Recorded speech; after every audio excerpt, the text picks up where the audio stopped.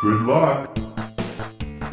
Hello, everybody. My name is Lat Mackey, and this is Sequence Break, a podcast that features conversations with speedrunners, developers, content creators, and everything in between.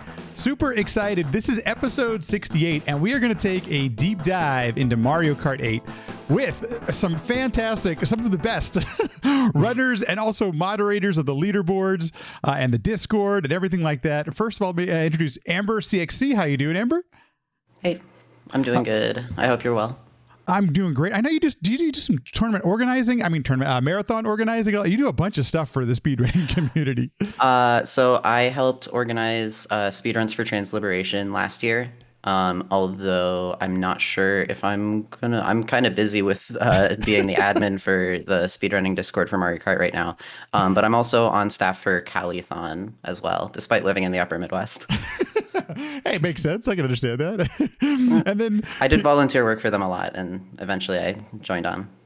I hope at some day, when it's safe and stuff, we can all go back to that in person. Because one of the last in-person runs I did, and it was so much fun attending that event. So I can't say too much, but I'm excited for when things are able to be in person again too.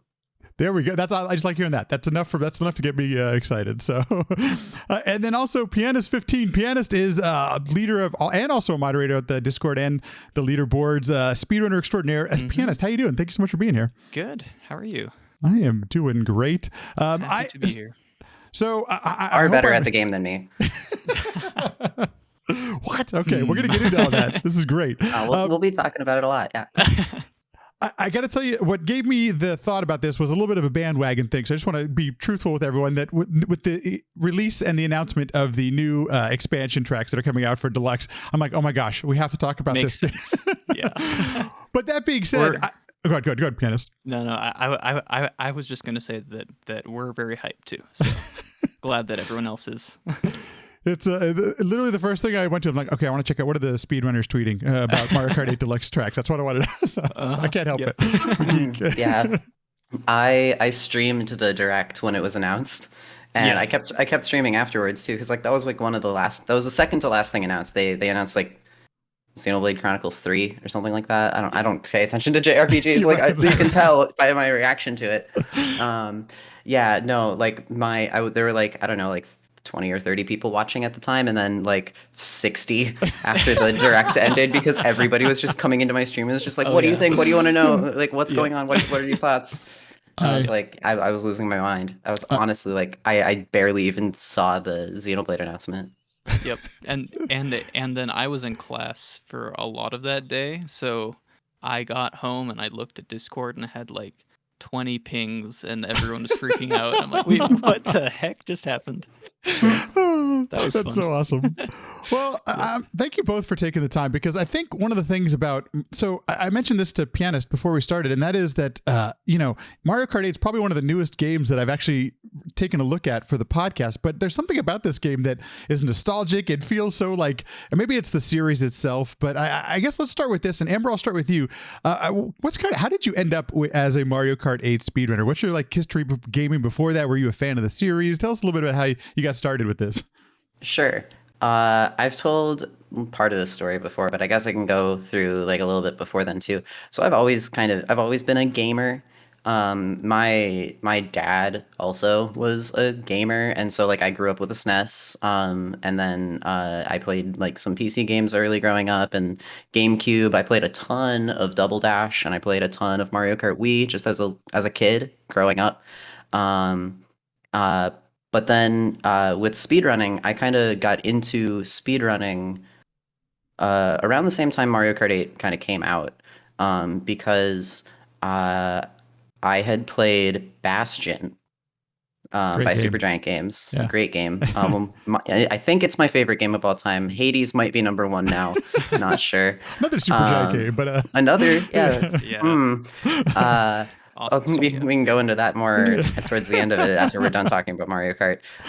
But I saw Vooligen's speedrun of any percent at, I think, SGDQ or AGDQ 14, and that led me to Kit's Monkey Ball streams, speedruns, which led me to Twitch. And then I started just watching a lot of Twitch and being kind of known as a viewer back in like 2014, 2015.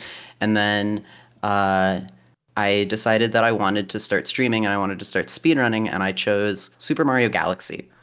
And that is a very long game and a very difficult game, and it takes a lot of time to learn. But I also like was just into streaming, and I had already bought my capture card. So I wanted to stream like just as much as I wanted to speedrun. So I thought, well, what's an easy game that I can do while I'm learning Galaxy? Mario Kart 8 had come out on the Wii U. I decided that that's a game that basically you can't not finish runs. So I would just like, I don't know, I'll stream Mario Kart 8 and I'll learn Galaxy on the side.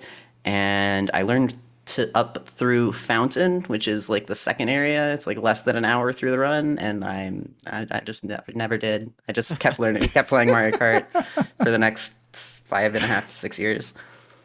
Wow. Yeah. I wouldn't think of Mario Kart as like the easy game to learn, but your good point that you bring up about being able to finish runs. Like it's one of those things where you're going to keep going at it. And I think that's helpful. It is. It's one of the easiest games to just pick up and do runs of. Like the game will always let you go to the next track. And Pianist 15, how about your origin story, or how did you get to be a Mario Kart 8 speedrunner? Sure, yeah. So I think it really started back in like my sophomore year when I was playing in the pit orchestra for a show, and we had tech week, so I was doing a lot of nothing for a lot of evenings, and I was randomly recommended GDQ on Twitch, I think, and I'd always liked Mario Kart, and I think I just happened to catch Aeon Frodo's run live. I don't remember which year that was, but anyway. If I was on commentary, then it was 2018. I think it was. If it was earlier than that, I think it was the 8U run. So okay, if it was the 8U run, that was 2016, 20 AGDQ 2016. Okay, cool. Then is kind of the moment that I saw that and was like, huh, this looks like fun. I didn't have anything past a GameCube. So once the Switch came out, I was like, huh, this sounds fun. I'll buy this. And I just kind of started playing with the goal to speedrun. I did some time trials, but really I just did cup runs first. And I think it was actually me that made them change the proof rules, because I didn't record anything and I kept getting like 4th or 5th, and the rule was the top 3 had to have proof.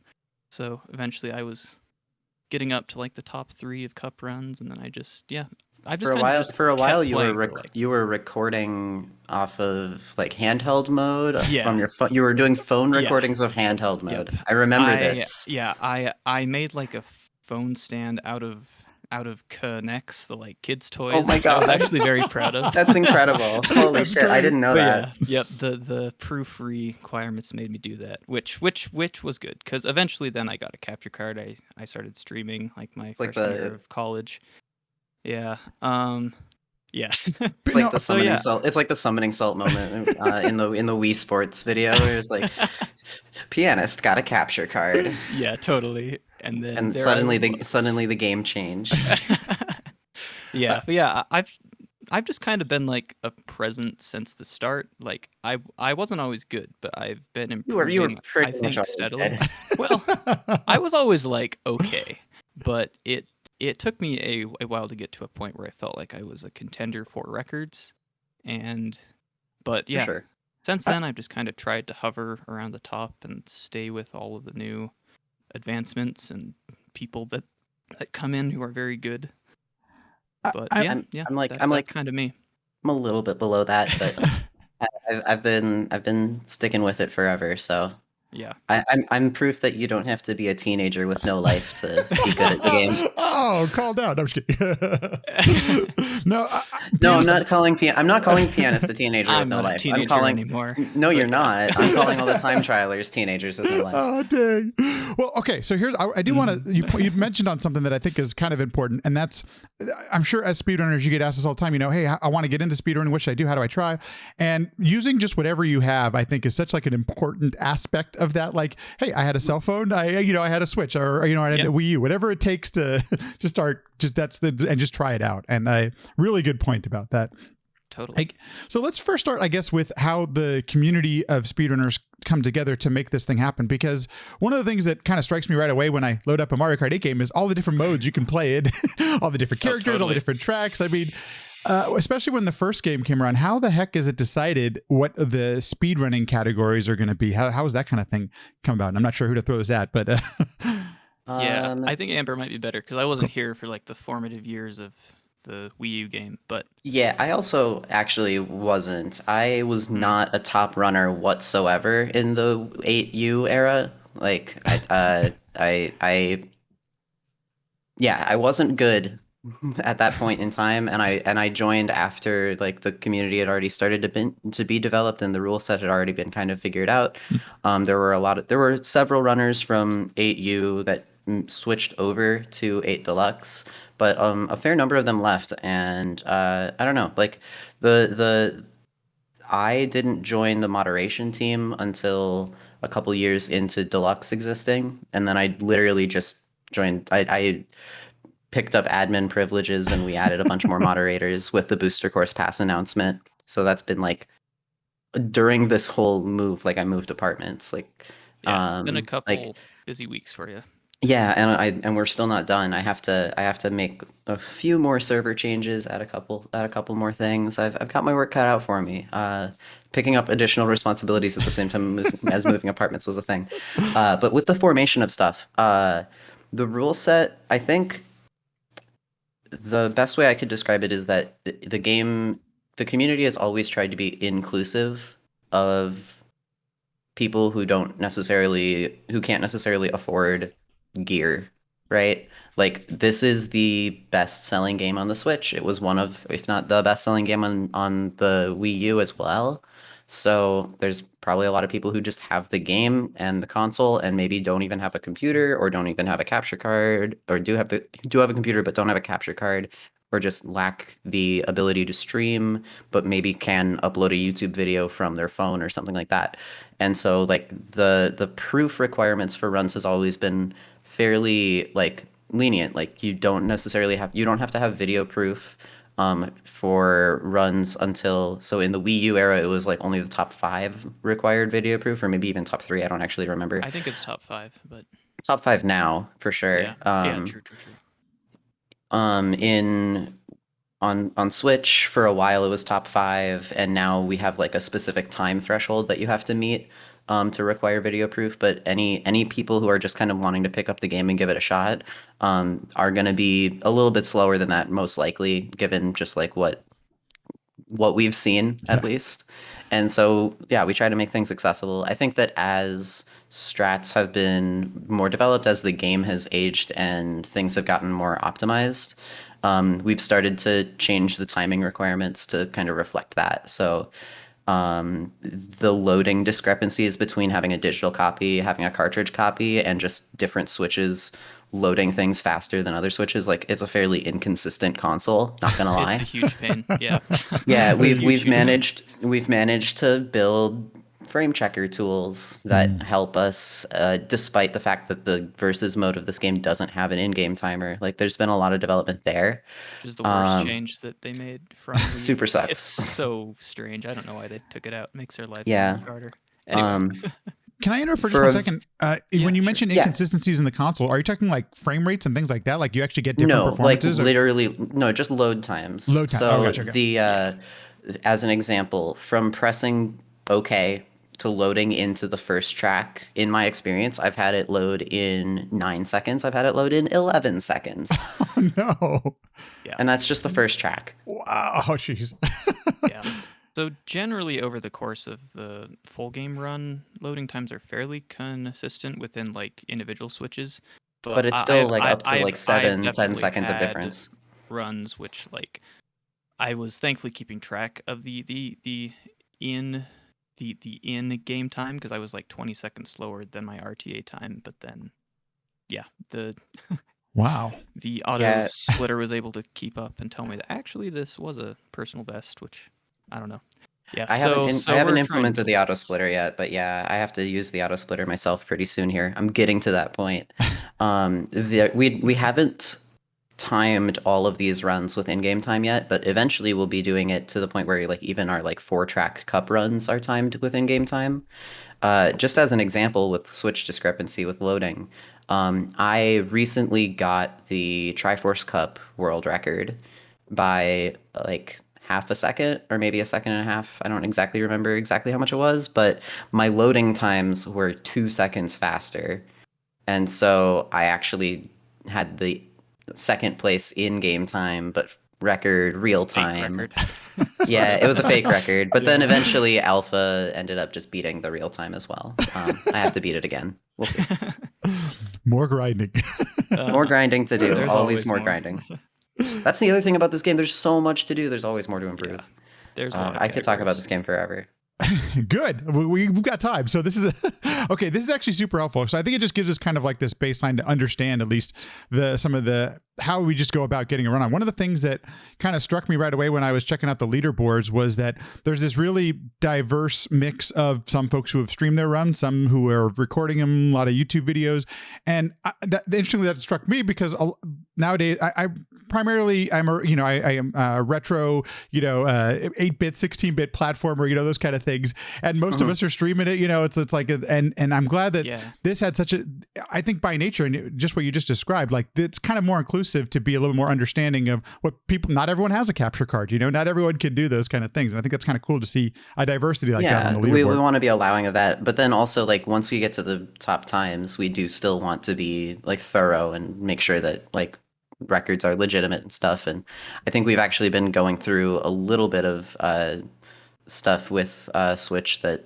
with one person who might have had a Switch that was loading things excessively fast and potentially having overclocked their Switch, but we haven't finished looking into that. I'm not going to talk on that one more, but we do want to be thorough with these things, and there are runs that we want to still look into. We're not just going to be accepting everything. That sounds quite time consuming at the same time to verify, especially a top 5 run, it sounds like. There's on that, it's important to mention we have had a very low number of mods in the community for a really long time, and it's only like the last couple of weeks that we've more than doubled our moderation team. But for a while it was like 3 moderators on speedrun.com, 5 moderators in the Discord, and now it's like 7 or 8 and 10, I think. Yeah. And it's a lot better. About right. Yeah, it's definitely taken a large weight off of my shoulders, because there was a point like right around when DLC was announced that we had like hundreds of pending runs. 526 was when I started chipping into them, and that was over the course of a month and 6 days. Yeah. Wow. So it was a lot, and that was kind of a wake up call along with the DLC announcement that okay, like we were okay, we can make it through, but just for the sake of our sanity, it's much better to have enough people working through it. Yeah. And thankfully, a bunch of people were willing to step up and take on those responsibilities. So I feel like we are adequately staffed now, which is very nice. What is that? I mean, is that a backlog of months when you have 526 something runs? 526. It was a month and 6 days. Holy cow! Yeah, so it wasn't even that long. It's a popular game, and DLC caused a pretty big spike of people. Let me do the math on this. Actually, 526 divided by 34 because it was February. Yeah. 15.5 runs a day. Oh my gosh! Yep. I mean, it's like a full-time job. I mean, that's like, we're all volunteers. Yeah. I mean, it's So hopefully now that we have 8 people, that's. And we also changed the rules for what runs we are allowing to. So that's another thing. There's a billion categories in this game. There are 12 cups, soon to be 24 cups. There are 3 different 16-track categories and 1 48-track category, soon to be 2 48-track categories, soon to be 1 96-track category. And if you, for the longest time, if you did not have any runs on the leaderboard and you did 1 48 tracks run, you could submit 48 tracks. You could submit Nitro and Retro and Bonus if you started on either Mario Kart Stadium, Moo Moo Meadows, or Yoshi Circuit. You could submit every single cup, provided that you started on the first of one of those cups, with one specific timing rule that we had where if it's in the middle of a run, you take the timing from hitting next race on the previous cup until you hit the finish line on the last one on the new cup. And that was slower than just doing a cup speed run, like from 4 tracks versus race. That's slower going through, like taking a segment. But we wanted to do that because there were certain people who like would only submit who would only like submit 48 tracks or like would only do a 48 tracks run, and maybe they were like a fairly good runner but they couldn't take the time to do all of those segmented ones. We ended up changing the rule because we were getting an overwhelming number of runs that were like 96th place 48 tracks run, and then 15 more submissions. All of these don't have a video, and it's just click verify, click verify, click verify. Fairly time consuming. And it's not like these runs aren't like valid or anything. It's just that it's so much work. We have it's the most popular game on the Switch. It's one of the most popular games on speedrun.com. It was just too much. And the other thing that we also can do with this is by removing this timing rule, at least for cups, that makes it so that everybody is using this faster timing method, like the ideal timing method, right? We're getting rid of a slower timing method. So that's also helping making the boards feel faster and helping people do faster runs and making people take the runs more seriously as like, this is a 4-track speed run. This is not a segment of a larger thing. And it's kind of mind-boggling that I can't believe there's 2 of you were, there wasn't a whole team moderating this. I mean, there were 3 of us. It was fun. It was fun for sure. Yeah. But yeah, we're hoping that all of those changes will just cut down on the work that we need overall, and also just spread it out more and more evenly. So I'm definitely optimistic about the future of not having to do a ton of work. I think it'll be really good. Yeah. Before we move on, I do want to mention the numbers, because the numbers are kind of mind-boggling. Just on the Mario Kart 8 Deluxe leaderboards, 2,598 players, 12,645 runs, 1,300 followers, and then just add on to that the MK8, the Wii U leaderboards, 618 players, 2,265 runs, and then 245. I mean, it's the numbers are for just 2 or 3 of you. Yeah. Oh my gosh. Okay, cool. So let's actually get into it. So the actual running of the thing. Pianist, why don't we start with you? When you first start running this game yourself, what are some of the things that you picked up on, or there's some of the strats and some of the mechanics that you want to learn, or that you actually learned while you were doing your runs early on? Totally, yeah. So, the way that I started out, I don't necessarily think that people should do this, but the way that I started was I started with Mushroom Cup, which is the very first cup on 150cc, because I was like, it's slower, it's probably a little easier, which I do think for beginners, it's definitely easier to get a decent run for 150 as opposed to 200. So I started with that, and I just went through cup by cup until I was satisfied, and then I went through the 16-track segments, and then eventually did full game runs, which is pretty slow, and it honestly took me like years to get to the point where I was doing full game runs at a level that I was happy with. But I would say that the biggest thing, well, there's kind of 2 things. First of all, the combo is important. This game is much more balanced than previous games in the series. Like, so you're able to get away with pretty much any combo, but using the proper combo, which is like Roy, Bitty Buggy, Rollers, and Paper Glider, saves a bunch of time overall. So after I figured that out, then the biggest change from 8U to the Switch version was changes on the mini turbo. So there's a bunch of tech with that, like soft drifting and just figuring out the MT strats. That's basically the main thing to learn for every track, is where you want to charge MTs and how to drift and the lines and routes and all that. Yeah, this is an interesting speed game though, in that there's not really a lot of route options, because you just kind of you play every track, and the fastest way to do that is in order. So you aren't like doing menuing between every run. So the differences in routes, I guess, is more like the differences in strats. So it's a Yeah, lot of little optimizations rather than like completely turning the like structure of the run on its head, which I think is very interesting and very different than a lot of other speed games. Uh, Amber, I have a question for you. When you were doing commentary for a Pianist's SGDQ run here, you mentioned where the joystick has to be during the drifting, and I'm curious if is there like flexibility? Like, are you able to? Is there movement available within those with the clock you mentioned? I'm just curious if yeah. like So how specific that has to be. sure, like with soft drifting and Yeah. stuff, right? Yeah, like when you're learning Mario Kart, you'll be learning a bunch of different techniques for how to drift. Like there's delay drifting or slide drifting. There's neutral stick drifting, and then there's soft drifting, which is like holding it at a specific like range of angles where you're charging your drifts at the fastest rates, but not necessarily turning at the sharpest angle. And yeah, there is a little bit of leeway there.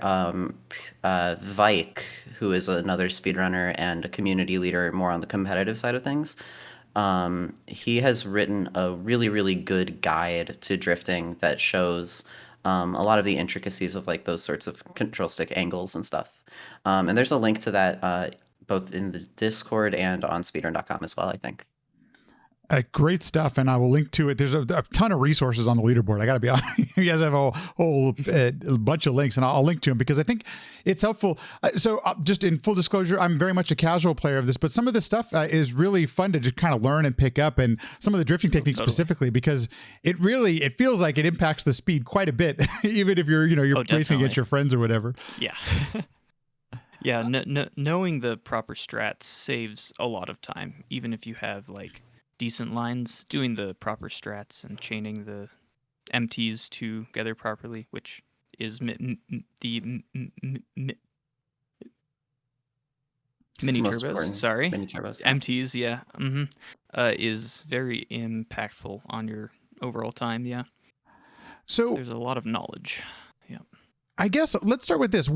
Is there a consideration of what like the main, leader? What is like the main category? Is there one for Mario Kart, or That's is it just? Great question.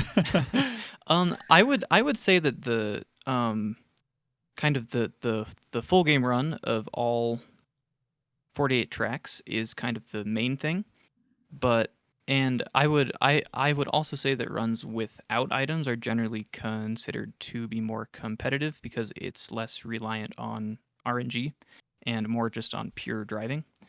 So Yeah, that's something that's that- actually changed over time. Yeah, definitely. Like with Wii U, items was definitely the more popular category, and towards the very beginning of the Switch existing, items was more popular. But Yeah, totally. as we've gotten better at the game, we've wanted less randomness and wanting to push things to the limits. And no items is way better. Yeah. So yeah. But between the modes of 150cc and 200cc, I would say in terms of speedruns, it's a pretty even split between Yeah. which is more competitive. There's people who main one or the other.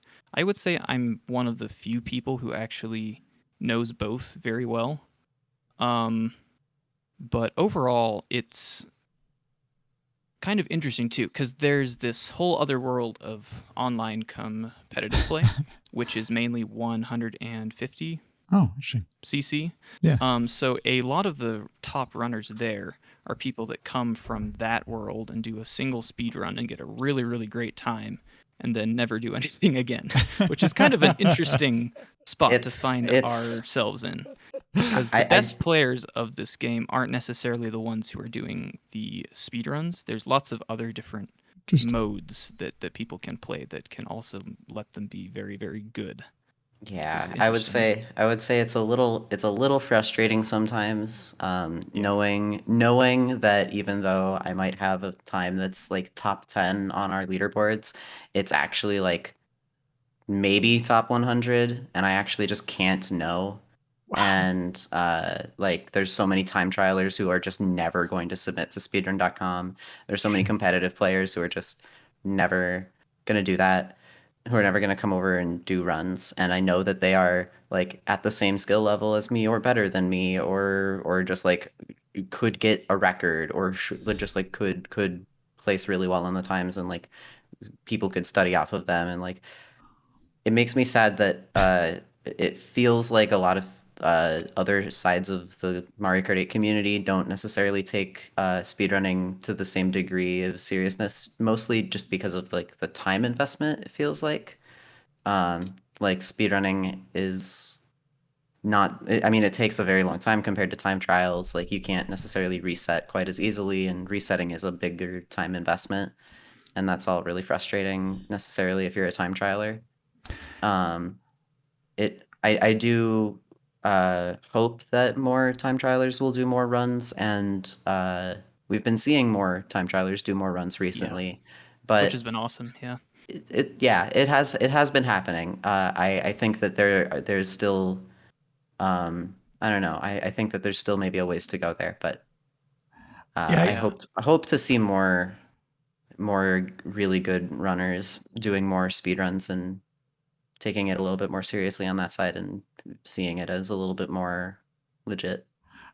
I can totally empathize with that, as you know, as a community, you know, seeing the best of the best, you know, that's especially as a fan too, you know, you'd hope that some of that would be able to be shared, and maybe it will. Totally. Hopefully, it'd be kind of nice that would be awesome to see. Yeah. And personally, I feel like recently we've been seeing a bit of a snowball effect with that, because we have, like, the first couple years of the game's life, we didn't really have anyone who was like really truly good doing speedruns. But recently, like after those first couple years, there was one person who just really just crushed the record, and everyone's like, oh wow, okay, we actually need to learn these strats and get good. And and then like a couple years later, then there was a few more runners who did that same thing. And then recently we've had like 3 or 4 top players from the time trial scene just come in and really dominate things, which has been awesome. And I'm hoping that when other people see that, they'll realize that, okay, these times are, first of all, they're better now, so they're more competitive, and they're a better reflection of skill and that kind of thing. So I'm definitely optimistic about this. So yeah. I mean, there's also like there's some side of the time trial scene that like doesn't quite communicate, or doesn't quite like view things at the same way that speedrunning does. One thing I've noticed is there are some people who won't submit their run unless it's a record. At least on the time trial, like people who do time trials that come over and do speedruns, and it's like 2nd or 3rd place, and they won't submit it because it's not the record, because they're used to how time trial leaderboards kind of operate on that level, where like you don't necessarily have to submit those things, where it just gets saved to your account or whatever, and you can see it on the leaderboards. But then like you might post about the record because it wouldn't require a video to go onto a YouTube channel or something. And so it's also, there's another point of like kind of like miscommunication, or just like mistranslation with like how each scene views their runs. And it's like, it's still really worth submitting these runs, but they're not necessarily submitting them. And then there are some runs that are just like, I did these, but I didn't submit them to the leaderboards because I don't know, but here's the YouTube playlist if you want to do it. And it's like, well, thanks. But then eventually like they did submit it, so that one got resolved pretty quickly. But that was fun. Never mind. Yeah. But yeah, it's just like it's a thing. I hope that over time with the DLC coming out, and with the game aging a little bit more, and runs getting better and better, and more time trialers doing it, that the speedrunning scene is taken a little bit more seriously with other top running communities. I can definitely understand the competitive mindset. If it's not the best, that's my thing, and I totally get that. At the same time, I love tracking my progress, so I'll submit basically anytime I PB. I'm like, hey, 3 seconds, whatever, Yeah. A quick question for you: is there any, or do the mechanics, the strats, do they carry over from 150 to 200, or is that something like where you're kind of learning a new skill set? I would say there's definitely overlap. The like kind of the paradigm, I guess, of the two is different, but like the tech of like soft drifting and super bounce and like that kind of stuff is very consistent between modes, but things like neutral drifting, which is basically where you don't drift tight because drifting tight makes you lose a bit of your top speed.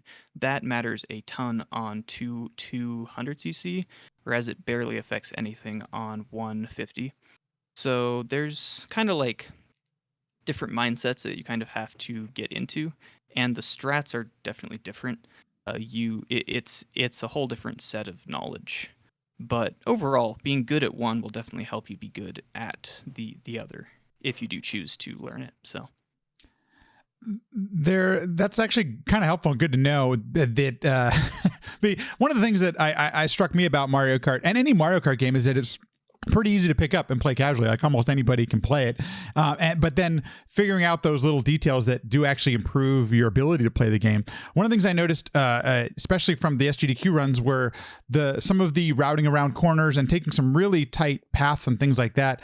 And I'm curious, is there any sort of task scene or human theory tasking? Like, is there any way to, look at the game at a little bit different way than we might be able to in real time? I know it's the way a lot of us in the 8 and 16-bit stuff, we figure, totally. We can task things and go frame by frame. Do you have any of those kind of tools?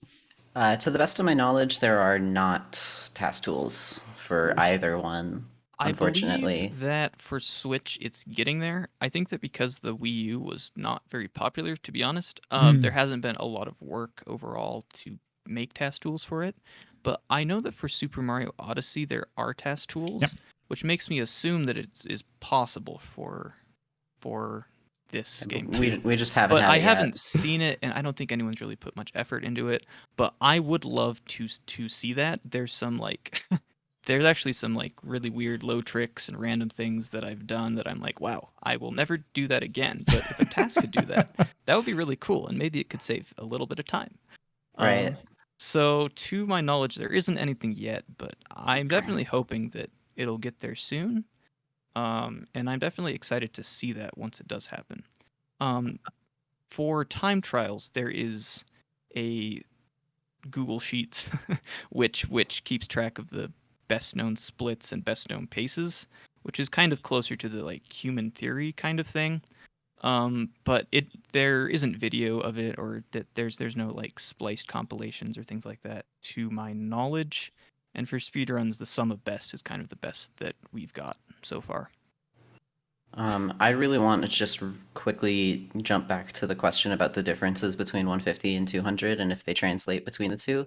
One way that I've described the difference in the past is that 150cc is a lot more precise. You're kind of like, because it's a little slower, there's a little bit of distance between each like thing that you're doing on each track. So it's kind of like making it as precise as possible. Also, since you're moving a little slower, like some of the tricks that you have to do are like just harder to make because you're moving slower, that are a little bit easier on 200.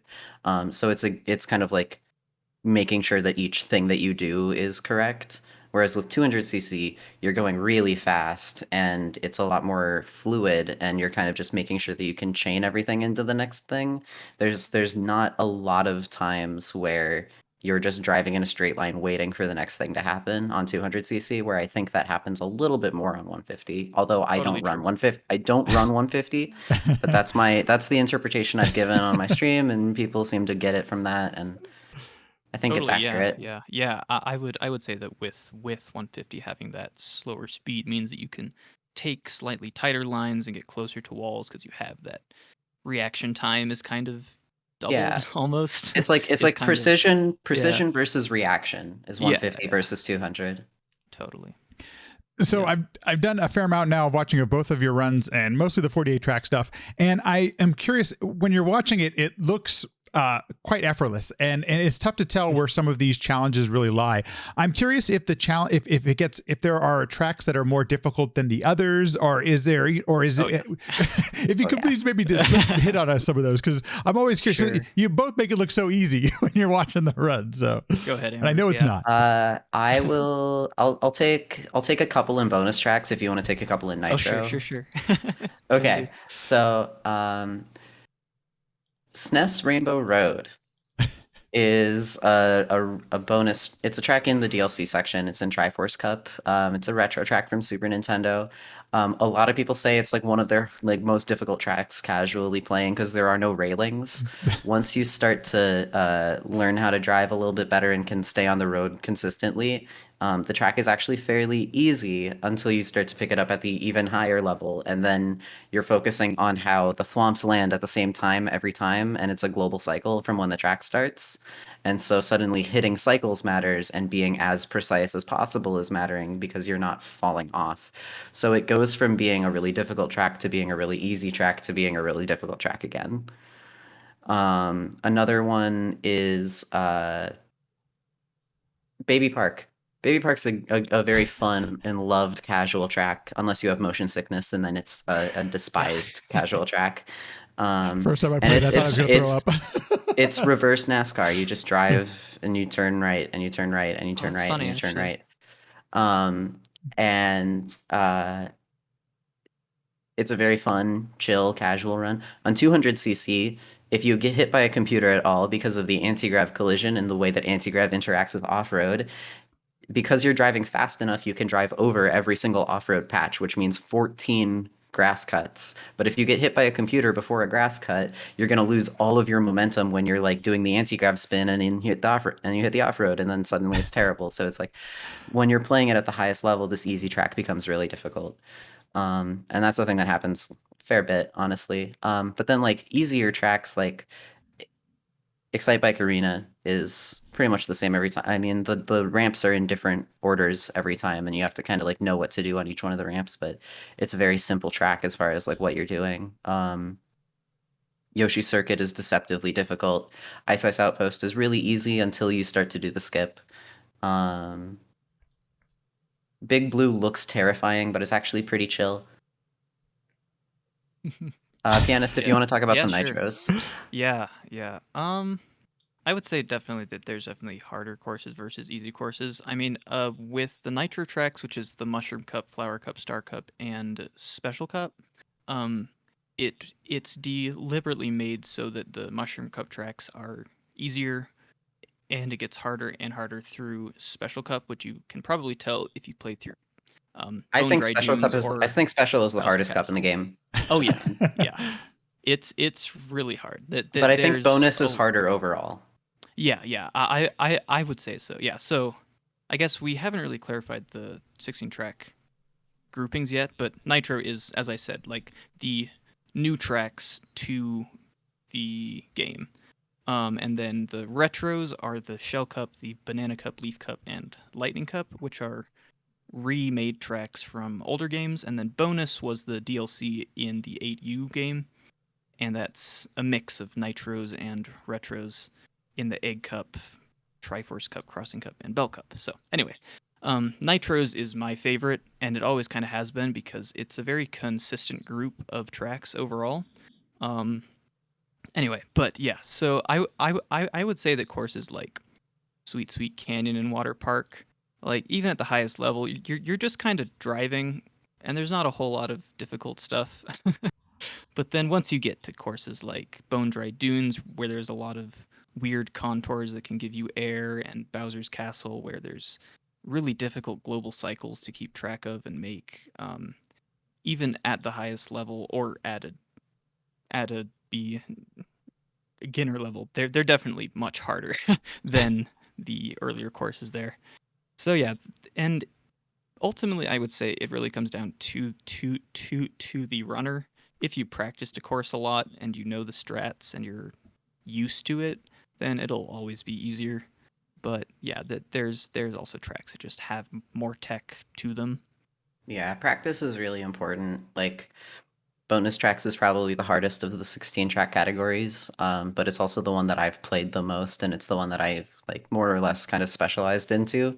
My fundamentals carry me to a pretty decent time in Nitro and Retro tracks, but I haven't given them nearly as much time, and I don't even know all of the correct like routes with like where each mini turbo is supposed to connect to the next drift to the next drift. Like I don't know that to the exact degree with Nitro and Retro tracks. I just kind of am driving them pretty good, but then with Yeah. bonus tracks, I've taken the time to like really iron out a lot of the strats for them, and it's made it a different sort of experience. That's interesting. You mentioned the fundamentals, and this kind of actually ties in a little bit to what Murdoch asked in the chat. I found that playing Mario Kart 7 lent itself pretty naturally to Mario Kart 8. I didn't feel like I was learning a lot of new things when I started playing Mario Kart 8. Is there any of that carryover? Are any of those skills that were developed, or some of the the things you did on those tracks, do they carry over at all to this version of the game? I'll say that some games have different drifting mechanics than other games. Like Double Dash has a very, very different drifting mechanic than Mario Kart 8, where like you're going like left, right, left, right, left, right on the control stick. Whereas with this, you're kind of building up an invisible meter, which is a more common one, I believe, for Mario Kart. Although I don't actually know too much. I never played same. I never played any of the previous games at a very high level. Mm. I was extremely, extremely casual when I played Super Circuit on the Game Boy and Double Dash and Wii. But I can say that just like with these new tracks coming out, to answer Murdoch's question in chat, I don't know if practice of the tracks for previous games will be helpful, but just knowing how to play the game well is going to be really helpful. And you're not necessarily going to be seeing people who held the record on those tracks in previous games coming to Mario Kart 8 Deluxe for the booster course and getting the records. You're probably going to be seeing people who have the records on other Mario Kart 8 Deluxe tracks getting these day 1 and day 2 records. Totally. Yeah, I would say that things like soft drifting has been a thing to my knowledge since Mario Kart Wii, through Wii and 7 and 8 and then 8D here. So that's definitely like a concept that if you're new to the series, it definitely takes you a while to realize that that's a thing. But once you've realized that it exists, then it's pretty simple to transfer that knowledge over. I have to step away Please, for 2 sure, no seconds. I'm problem. sorry. All good. Like a minute or two. Yeah. But yeah, overall, actually, I do think that a lot of the top time trial players played previous games. There's definitely plenty that didn't, because there are a lot of younger faces there that I think this is their first game, which I think is partly why people are so hyped about the DLC, because there's people who are like 14, 15 who haven't seen a new track since they started playing. Like, this is just what Mario Kart is. And they're really excited to have new things, which is kind of how I am, honestly, because I went from having a GameCube to a Switch, so I kind of missed most of the series. Yeah. So seeing these new tracks is very cool. Also a little overwhelming because it's a lot. It's but quite. I'm really glad that they're staggering it, so it'll only be 8 tracks at a time rather than just 48 all at once, which is a lot of things to keep track of and learn and all that. So That's a super interesting point. The last time I played MK8D was with my family friends, and one of them, the kid's 6 years old. And you're right. Like if you're, especially if you're around 10, 12, I mean, you're right there. You haven't had any new tracks, and that'll be a really exciting thing. So there's one of the things that I didn't quite understand, and I don't think I have a good grasp of, but there are these stats that exist in the game that aren't available. You can't see them on screen, whether you mix and match some of the carts you're playing on. Did Nintendo publicly release some of the matching? Like, how did we discover, or how do we know what stats work with, how to accomplish and improve some of these stats? To my understanding, a lot of the stuff the testing was done manually towards the beginning. Wow. I believe since then there's been data mines that have confirmed much of it. Got it. But the what is it? The MK8DX Builder.com, which was made by Luigi Fan 2, I believe, and with help I think from it just I think it other just people. uses his data. I don't think that he Yeah, actually made the page. He didn't make the Cool. page. But he did all of the research, to my understanding, to figure out like how the different stats worked and how the speeds worked. I do think that it helped that the game's very similar to the Wii U version, so the like separation of ground, air, anti-grav speeds is is is kept from that. So we were kind of able to know that there would be a separation there. But yeah, I think a lot of it was done by manual testing because we have an awesome large fan base in this game, so we kind of have the manpower to get that kind of thing done, which is honestly pretty amazing. I couldn't quite. I'm wondering why. I mean, we're just speculating here, but like, why did Nintendo not make that viewable to or as part of the game? Why is that a hidden thing? And does anybody know, or is anybody speculate? Because that just seems like I mean, kind of I have ideas. I think it's the same reason that they don't have an in-game timer for versus race. That they're just trying to simplify and make it a kids game. So anybody can play. Because they think kids will be overwhelmed if they see 4 different speed stats and 4 different handling stats and like have an actual value for the effectiveness of the weight stat, and if they know what time that they have, that doesn't really matter because they can just care about the placements when they're racing against friends, which to some extent I understand that, but at the same time, particularly for the in-game timer, I think it was a bad choice in my opinion. Also for like Mario Kart Double Dash, I believe they had like audio settings and that kind of thing, and for the more modern games that isn't an option. So it feels to me like they're just trying to simplify and make it as accessible as possible. I think which that's I kind think of what they it is. approached a little backwards in my opinion, but Nintendo will do what they will do. So I think always kind of been beholden to their wishes anyway. I think to some extent, I think that Nintendo expects people to data mine their games. That's also probably true. I hadn't thought of that. Like but they have all of these hidden values. Murdoch said it like in chat with the IVs in the Pokemon games. Right. They really could make these things much less obscure. They could be much more transparent with these things. But they know that fans are going to be rabid and go through all of the data points. And so they can make it as presentable for anyone as they can, because they know that the diehards will die hard. As we have done. Yes. It just sucks. They were right. It just sucks. It totally sucks. That what they should do is give us us mod API. Honestly, yeah, right. Just have an API. We could. Oh yes, totally agree with that. That would be amazing. Yeah, and also then like that there's kind of a taste of that in Animal Crossing seasons, because we're able to like hold down different shoulder or trigger buttons. I don't know. Well, we think because I'm not a real gamer, but it's shoulders. Trigger buttons. Yeah. Okay. Yeah. So we're able to hold down L, R, ZL, or ZR to force the Animal Crossing season, which but we assume that's definitely a dev tool that got left in. Is a holdover from a dev tool.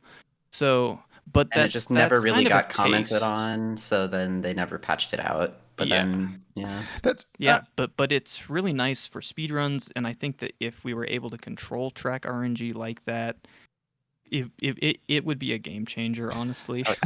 Because there's certain things of bonus tracks in particular, like the Excitebike patterns and Super Bell subway train patterns, which can just really mess you up, and you aren't able to control it. And if you're running no items and you're wanting something without RNG, so having that forced on you is kind of annoying. But Yeah, I don't know. No, I think that's a really good point, That's and my that's perspective. yeah, and not to pile on the shitting on Nintendo, but at the same time, it's why it's one of the most frustrating things to be such a passionate fan about. I know that Yeah. I love the games I get from Nintendo. They are some of the most fun, interesting, greatest games I've ever played. At the same time, what they do from a business perspective sometimes just drives me crazy, right? So it's Right. Oh, yeah. So, but that's a great point that you're right. We are the type of fans, and I know the speedrunning community is a smaller community compared to the millions of people that have bought the game, but we do enjoy digging into the games these ways. So, a couple more questions just for you, and that's Nintendo will Nintendo exactly, Murdoch. Amber, what's the thing that keeps you coming back? Because you're still actively working on your time to try to PB, and this game can, there's so much to it. What's the thing that keeps you playing and keep on doing attempts? Honestly, it's that there is always more to do. Like straight up, like I've been at it for 6 years and there's still always more. There's always more to improve. Like strats get improved better. Like I can improve more. Yeah, there's 48 different tracks. There's 16 different categories. Like I don't know. Yeah, I take breaks. Like I definitely experience burnout every once in a while. Usually when I do that, I sink into roguelikes, other games, mostly indies. I'm looking forward to Silk Song. Oh yeah. That's probably going to be the next game I play through Burnout. Although like I've been trying to do a little bit more, just like play the game for a bit and then play something else. I don't know. I think just one thing that's kept me playing the game is that I've managed to play other games at the same time. I think that's really a big part of it. Like I Speedrunning in general. I stream Mario Kart, but I also I've been playing through Horizon Forbidden West recently. That game rips, honestly. I played it. Yeah, Horizon Zero. I loved Horizon Zero Dawn, so I can't wait to play it. Zero Dawn's so good. Oh, Forbidden so West good. is great. I'm playing it on PS4 Pro, Oh, and it holds up. It plays okay. There's been I think I'm like 10, 12 hours in, and there's only been 3 times where I was like, oh, this would have been a little bit better on PS5. Mostly the like there's only been like 3 things that I would qualify as like bugs. That's not Which has bad. been like just like like Nice. one cutscene with people popping in and out, and then 2 times where I was, on my robot horse and the game couldn't load things fast enough. Ooh, yeah. That's it. Only Not 2 bad. in 12 hours. That's not bad, and it took like 2 seconds to load. So whatever. Oh, yeah. Yeah, Panda, game you, works. what's I wouldn't play it on a PS4 regular, but PS4 Pro. That's what I have, and that's why I'm going to wait for the PC until at some point I have a PS5. So. Yeah, PS5 is going to be difficult to get until 2024. It feels like it's going to take a decade at this point. Well, it's just people like top. Sorry to derail things No, it's entirely, but Rabbit hole. The people who are in the know on the shipping apocalypse that's going on right now are saying, like they were saying, like in January of 2022 that it's going to be 2023. Wow, it's going to be another year. Yeah, Thankfully, you're gonna have to stock Twitter accounts and refresh Best Buy religiously. Yeah, it is. I what guess it is. the PC version will be in my future before the PS5 is. 2025. Pianist, how about you? What's the thing that keeps you? Because I love. It was really fun watching your attempts and everything like that. That you've your PB attempts you've put on YouTube and everything. So, how about you? What keeps you playing?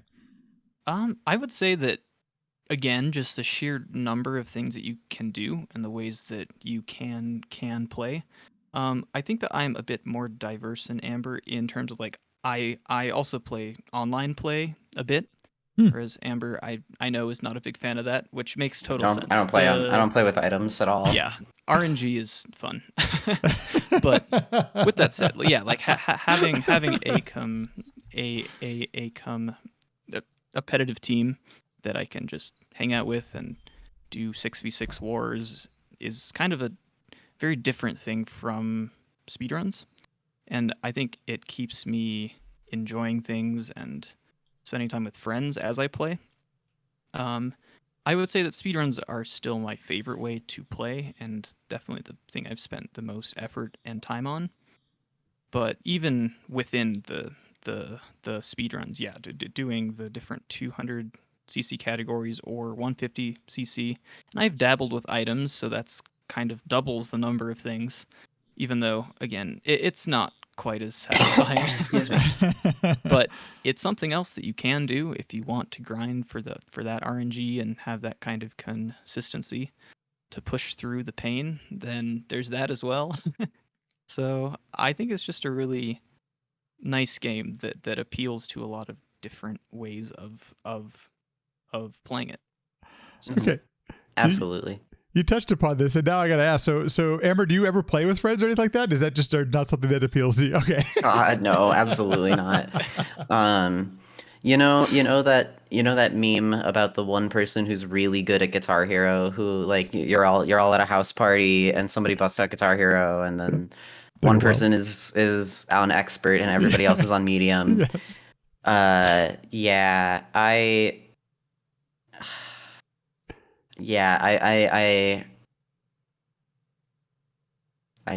It's just not fun. It's just not fun. Totally. Like straight up, like even if I play like a terrible build, it's still not really that fun.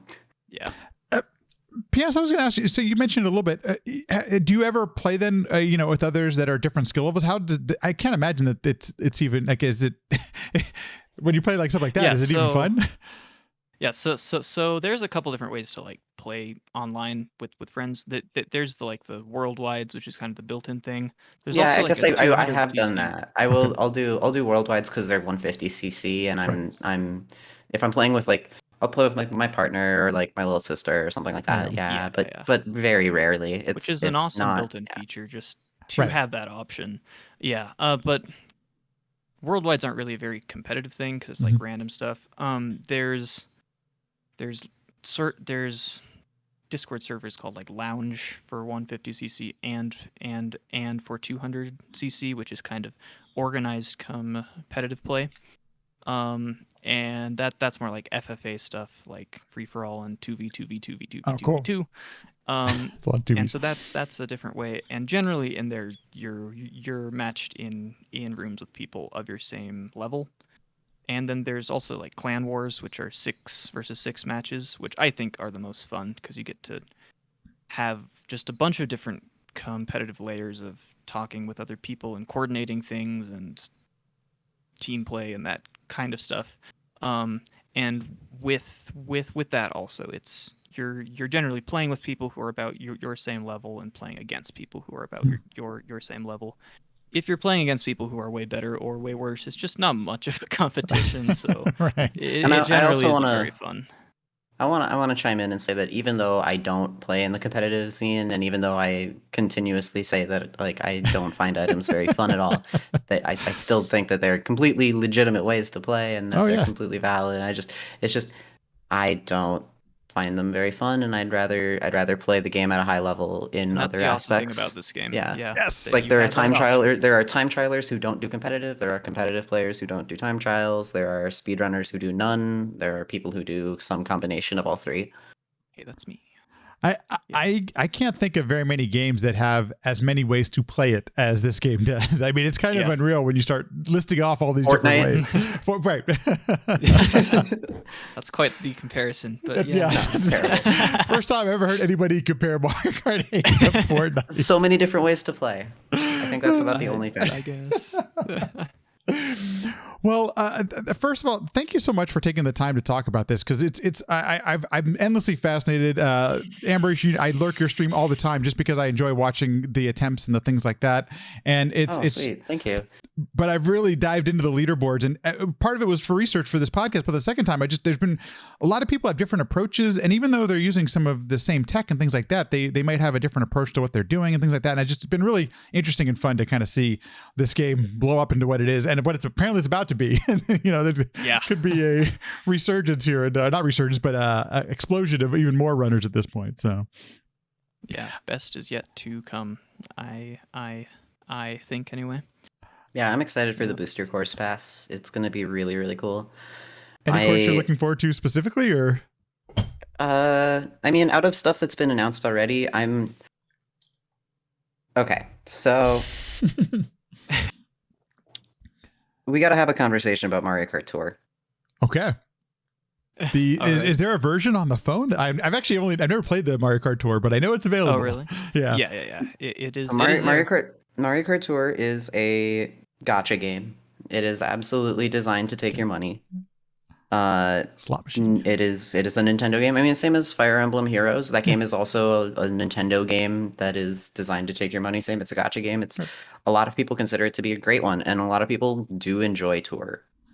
I think that it's a little too predatory for me personally. I would definitely end up losing a lot of money playing that game, and so I don't advocate for people to play it. But I mean, if you can handle the mental fortitude to not spend money on that sort of game, then go for it.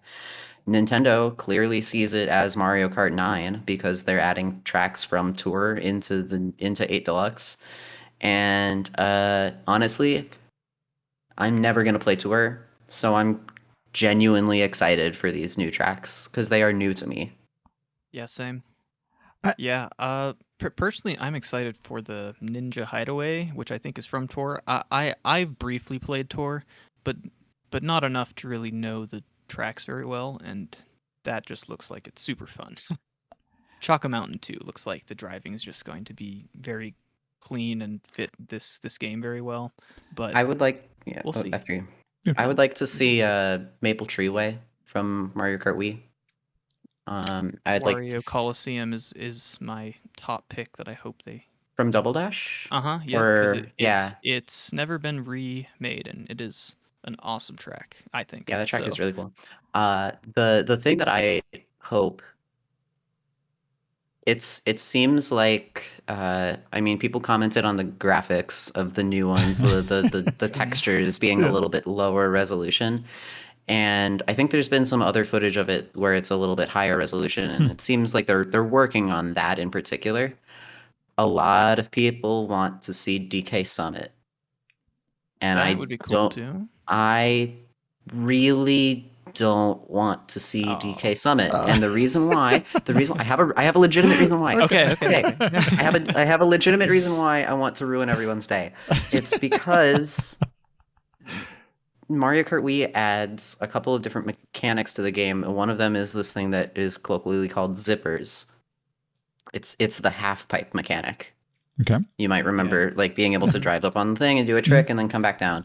And that's like a crucial aspect of DK Summit. Like there are parts of the track where you are supposed to use zippers to get around off-road patches in this big half pipe section. Zippers don't exist in Mario Kart 8 Deluxe. If they manage to do some sort of thing with anti-grav to make that functional, then that would be fantastic. But if they don't, I would rather see them devote their time to textures than devote their time to adding new mechanics into the game. I'm gonna. So I can't believe I'm gonna have to defend Nintendo. I'm almost all the way through Skyward Sword, and I feel like they've done a fairly decent job of translating something that was on, a different paradigm altogether, with Sure. and so perhaps they might find some sort of way to do, but that mechanic specifically, that there would have to be something pretty different, right, to make something like that work. Yeah, and like the Mario Kart Wii Rainbow Road also uses the zippers in like pretty crucial ways. That's true. I really think that like I would rather see the texture quality get closer to what the base game has to offer than see the models that we saw in the trailer, but with like more fan favorite tracks. Like I don't know, one thing that's like maybe like it's not like a selling point to why I play the game so much, but I really do like that the game looks so good. Right. Yeah. Agreed. I think that's something that's really cool about. Once again, I don't feel like I'm Nintendo fanboying again, but the DLC feels like it's at a fair price for what you're getting, and I think that's absolutely. So if not getting a Mario Kart 9 actually, it feels like reasonable to me, and I'm actually I think it's one of the reasons maybe a lot of us are excited. It seems very reasonable for what we're getting. This is better than a new Mario Kart announcement, in my opinion, because there's still so much more to do with the current game. Totally. I will say Mario Kart Tour is pretty clearly Mario Kart 9 at this point, and I think the next one we're going to get I think it's going to be called Mario Kart X. And I think Bold. that Bold, yeah, throwing it out there. But I like it. Yes. so I have a couple different theories. So obviously we get Tour is 9 or 8 Deluxe is 9 or Home Circuit is 9, I guess. But more Maybe importantly, I mean, some reality. two different major companies have skipped 9, Microsoft and Apple. Oh yeah. I think since Sakurai has said that he's not doing another Smash game, Nintendo could use another crossover IP and Mario Kart X other IPs. You know. Oh, the cross. There might be something to that as well, because we just saw recent leaks of the next console release is going to be, whether it's a Switch, whatever, or blah blah blah. So I wouldn't be surprised too if it lines up with something similar to that. I wouldn't be surprised for that, I guess. Although, and the other option is X means BMX. Oh, jeez. The other way that would the other option that would be absolutely incredible would be the Diddy Kong Racing-ification of Mario Kart. That would be pretty cool. Mario Kart nice. Mario Kart story mode. Mario Kart story mode. I got to be honest. I'm slightly surprised we haven't seen some form of Diddy Kong Racing because of everything else that seems to get ported and re-released on Switch. So True. Isn't that a Rare game though? Retro or Rare? That's a good question. I don't remember who did Diddy Kong Racing. I don't know the difference, so I will be quiet. They're just two different companies that have done stuff. Retro and Rare are two different companies that have done stuff with Nintendo. It's Rare. Okay, Rare is Microsoft now though, right? So that's a good point. Good point. Diddy Kong Racing might be dead unless Nintendo buys the rights. Right. Mm-hmm. You never know. I mean, we did see Minecraft in Smash, so it's true. Throwing it out there. It's possible after that, I guess. Okay, let's do this. The little Mickey Mouse keychain on Sora's weapon cost more than Sora. I'm sure it did. Okay, you've already mentioned a couple times. If folks are interested in taking that step and actually, committing to submitting to a leaderboard and stuff, like, where's a good place to start with Mario Kart 8 speedrunning? Where should they go? Definitely the Discord server. I mean, you can find links to pretty much everything on speedrun.com/mk8dx. I personally think that 150 and 200cc are just different, and one is not harder than the other, and people should not feel compelled to start with 150. Start with whichever one you want to play, and just play it for a while. I think that Retro Tracks is probably the easiest set of 16 to learn starting out. But there's nothing wrong with just doing a 48 tracks run with very little skill, then spending, 6 to 8 hours doing time trials, and then trying another run and seeing what you like. There's so many different ways to get into it. There's a lot of folks doing 48 track runs right now. Definitely a great place too. And the Discord is more active than ever. So if you have any questions on getting better, you can just go there, ask. Okay. In there too, there's a channel with a bunch of different links to other ways of playing too. So if you're interested in competitive stuff or time trials or any of those other ways, there's also links in there. So I think the Speedrun Discord is kind of a good hub that we try to give you ways to go everywhere. So yeah. And I will link to all this stuff in the show notes and the description if you're watching this on YouTube. Amber, if people want to watch your runs or watch your attempts, I know you stream. Where can people find you on Twitch or the internets and all that kind of stuff? Where would you like to send them? Sure. Twitch.tv/Amber_CXC, Twitter.com/Amber_CXC, YouTube.com/U/ or maybe /C/fuck, I don't remember. AmberCXC without the underscore on YouTube. I don't know. I play the game a lot. You'll find me right around this time, Central Standard Time, 1 p.m. noon-ish, on my channel quite a bit. I stream Monday to Friday-ish, and then I only work on the weekends, so yeah. I'm going to be playing the game a lot with the DLC coming out. Pianist, how about you? Yeah, I stream less consistently than Amber does, but I do stream over at twitch.tv/pianist15. Yeah, so I will also be playing much more with the DLC dropping, hoping to get back some records and get some more, so I'm excited for it. Yeah, and I also have Twitter, but I don't really care about that. So. Pianist151 on Twitter. Yeah, The extra one. You can find me if you really want to. Right. I did take some looking, so thankfully you have it linked. I think on your profile or somewhere. I was like, okay, I did. Yeah, find yeah, this. Do it I properly. think I do. Well, thank you both for taking the time and geeking Thanks for out on having Mario us. Kart. It's been so much That fun. was a bunch of fun. Thank you. Yeah. Thanks everyone for listening, watching, viewing, liking, subscribing, and sharing. All of that stuff goes a long way to helping out the podcast. If you'd like any additional info, you can go to sequencebreakpodcast.com. All of our past episodes, everything's on there. You'll find everything there. If you'd like to watch live, follow the Sequence Break Twitter. That is Sequence Break PC, and you can join in, ask some questions, watch the whole thing live. It does happen. It's not really a set time, but I do post when I go live. Everything else, if you have any questions or anything like that, podcast at sequencebreakpodcast.com. Thanks for listening, and I'll see you in the next one.